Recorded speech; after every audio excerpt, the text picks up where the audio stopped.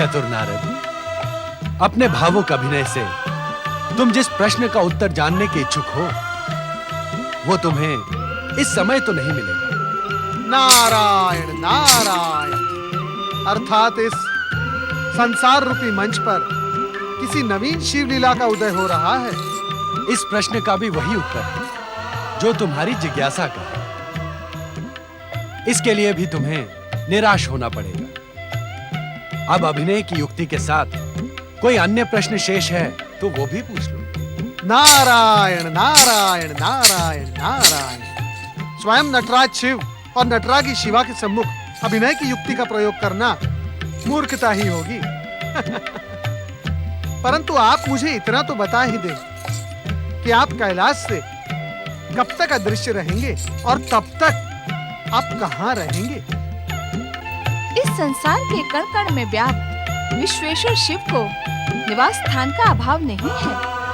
ये किसी भी जड़ चेतन पदार्थ पर अपनी इच्छा तक कृपा कर सकते हैं। नारायण नारायण। अर्थात भगवान भोलेनाथ और माता पार्वती अब लंबे समय तक कैलाश से अदृश्य रहेंगे।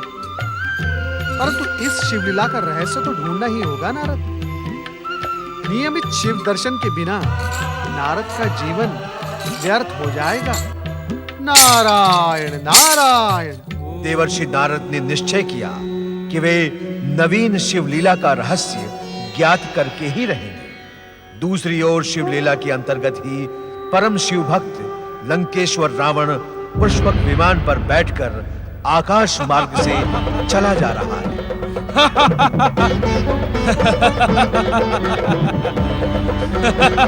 नारायण नारायण नारायण। भजमन नारायण नारायण। शिव शिव शिव शिव शिव शिव शिव शिव। श्री गणेश लोग जाते समय इस दुष्ट रावण के दर्शन कहां से हो गए? अरे अरे अरे, ये दुष्ट अत्याचारी रावण स्वर्ग की ओर जा रहा है। ये देवराज इंद्र के गुप्तचर कहां हैं? क्या कर रहे हैं? मैं ही इसे रोकने का प्रयास करता हूं। नारायण नारायण।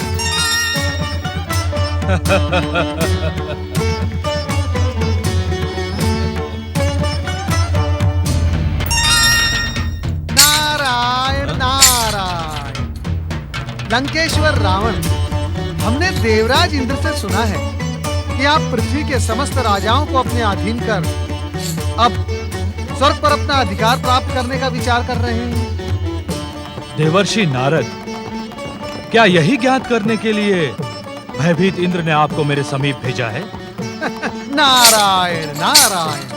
दशानन, जब समस्त संसार आपके पराक्रम से भयभीत है, तो फिर देवराज इंद्र का भयभीत होना भी तो स्वाभाविक है।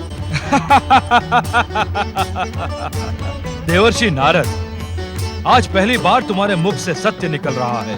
अन्यथा तुम तो अपनी चतुराई में न जाने कैसे कैसे शब्दों का प्रयोग करते हो। नारायण नारायण। अब जैसी भाषा जिसे समझ में आए वैसे ही बोलना उचित होता है ना। अब दुष्ट तो दुष्टता की ही भाषा समझेगा ना। अर्थात लंकेश्वर, धीरज जीवन की बहुमूल्य उपलब्धि है। मेरी बात समाप्त होने के पश्चात अर्थात पूछना। हाँ हाँ कहो। तो दुष्ट दुष्टता की भाषा समझता है, वैसे ही सज्जन सज्जनता की भाषा समझता है, पराक्रमी पराक्रम की भाषा समझता है और धनवान धन की भाषा समझता है। और रावण के पराक्रम में तो किसी को संदेह है ही नहीं।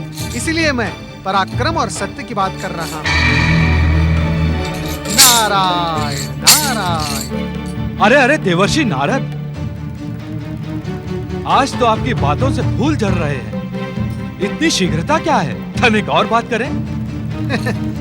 लंकेश्वर रावण के आदेश को टालने का दुस्साहस मैं तो नहीं कर सकता, परंतु मैं बात नहीं कुछ प्रश्न पूछूंगा। ये तो तुम्हारा स्वभाव है देवर्षि, पूछो।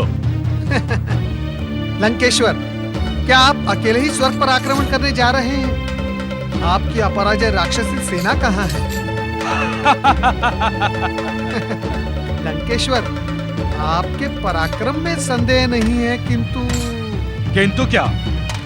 निसंकोच कहो देवर्षि, आज पहली बार तुम्हारी बातें भली लग रही हैं। नारायण नारायण, चाटुकारिता प्रत्येक को भली लगती है लंकेश्वर। क्या कहा तुमने? यही कि आप कितने ही बलशाली क्यों न हो, परंतु दिव्य शक्ति संपन्न देवराज इंद्र और देवताओं के सम्मुख आपका अकेले टकराना आपके लिए उचित नहीं होगा। अच्छा। हाँ दशानन, आपको अपनी बलशाली सेना को साथ लेकर ही स्वर्ग पर आक्रमण करना उचित होगा। देवर्षि नारद, क्या आपकी इंद्र से शत्रुता हो गई है? क्या कारण है कि देवों के ऋषि नारद दैत्यों के शुभ चिंतकों की भाषा बोल रहे हैं? नारायण नारायण, मैं सत्य का शुभ चिंतक हूं लंकेश्वर। आपके पराक्रम से संसार में पराक्रम का सत्य उभरा है, इसीलिए एक शुभचिंतक के नाते मैंने आपको स्वर्ग पर अकेले आक्रमण ना करने का परामर्श दिया है। नारायण नारायण, लंकेश्वर, असमय इस अट्टहास का कारण? आपके परामर्श के लिए धन्यवाद देवर्षि नारद, किंतु मैं इतना मूर्ख नहीं हूं। आपने ये सोच भी कैसे लिया कि मैं इस समय अकेला स्वर्ग पर आक्रमण करने जा रहा हूं? लंकेश्वर, ये दिशा तो स्वर्ग की ओर जाती है। ये दिशा कैलाश की ओर भी तो जाती है देवर्षि। मैं इस समय कैलाश जा रहा हूं, भोलेनाथ के चरणों में अपनी माता की इच्छा को पूर्ण करने का निवेदन करने। जय जय शिव शंकर। आप अवश्य जाएं लंकेश्वर रावण, आप अवश्य जाएं। शुभ कार्य में विलंब कैसा? भगवान भोलेनाथ की कृपा से आप अवश्य विश्व विजयी बनेंगे।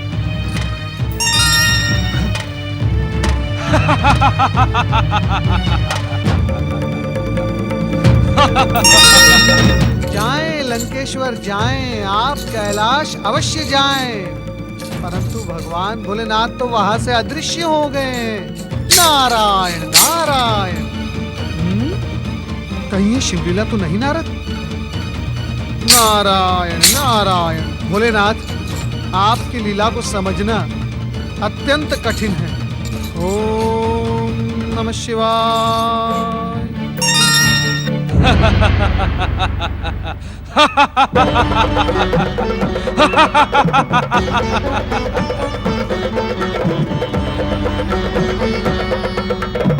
जय जय शिव शंकर।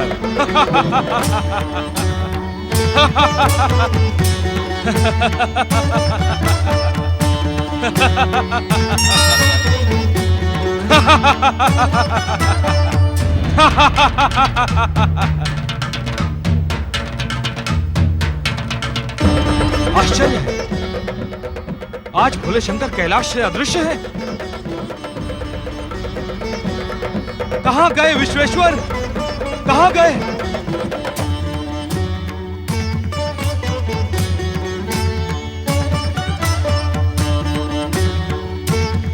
हर हर महादेव, हर हर महादेव।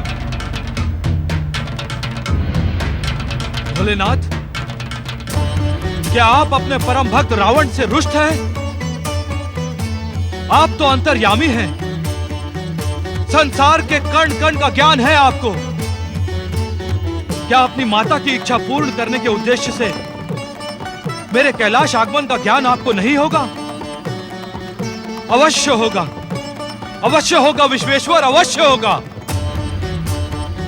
महादेव, यदि आपके इस तुच्छ भक्त रावण से कोई अपराध हो गया हो तो मुझे क्षमा करें, मुझे क्षमा करें और शीघ्र दर्शन दे।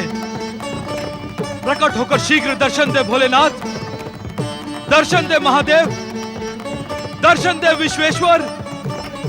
हे भोलेनाथ, दर्शन दे, दर्शन दे भोलेनाथ, शीघ्र दर्शन दे। नारायण नारायण। हर हर महादेव, हर हर महादेव। हे त्रिकालदर्शी, हे देवादिदेव, भगवान भोलेनाथ मुझे दर्शन दे। आप तो इस संसार के कण कण में विद्यमान हैं। आपको सच्चे मन से पुकारने वाले पर आप अवश्य कृपा करते हैं। भोलेनाथ मुझे दर्शन दें। अपने दीनहीन भक्त नारद की पुकार को कृपया आप अनसुनी ना करें। भोलेनाथ मुझे दर्शन दें, मुझे दर्शन दें।